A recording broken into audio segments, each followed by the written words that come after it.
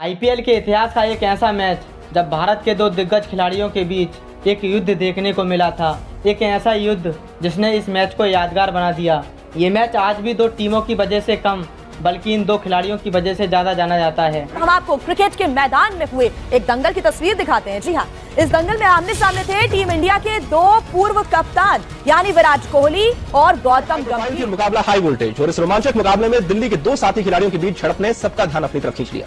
कोलकाता के कप्तान गौतम गंभीर और बेंगलौर के कप्तान विराट कोहली के बीच झगड़ा। तो चलिए कहानी को शुरू से स्टार्ट करते हैं।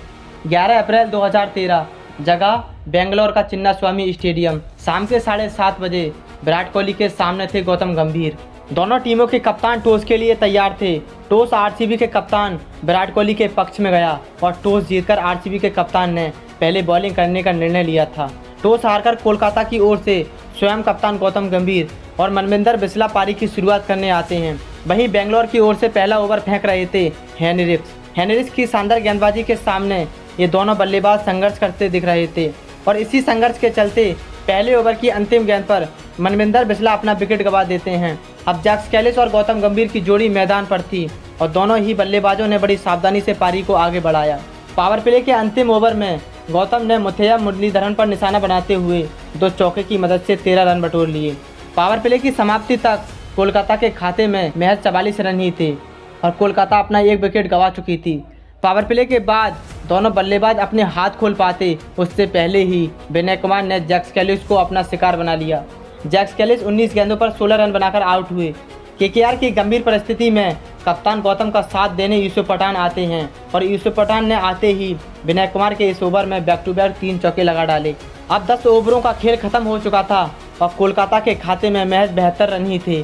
10 ओवरों के बाद गंभीर और पठान अपनी टीम की रनगति को बढ़ाने का भरपूर प्रयास कर रहे थे।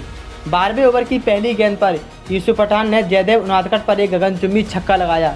इस चुनौती का सामना करते हुए गौतम गंभीर ने भी अपने हाथ खोले और 13वें ओवर की पहली गेंद पर शानदार चौका लगाया, परंतु हेनरिक्स ने बेखौफ दिख रहे पठान को आउट करके कोलकाता की उम्मीदों पर पानी फेर दिया। लेकिन गंभीर अभी भी केकेआर को एक छोर से संभाले हुए थे। 14वें ओवर में कप्तान गंभीर ने अपनी 50 पूरी की। अब 15 ओवर का खेल खत्म हो चुका था।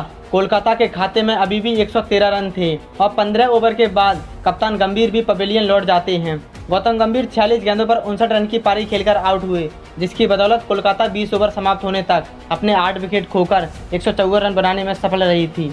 अब आरसीबी के सामने 120 गेंदों पर 155 रन की चुनौती थी। जिस टीम में Chris Gayle, Virat Kohli, AB de Villiers जैसे बल्लेबाज हों, उसके सामने 155 रन का लक्ष्य कोई बड़ा लक्ष्य नहीं था।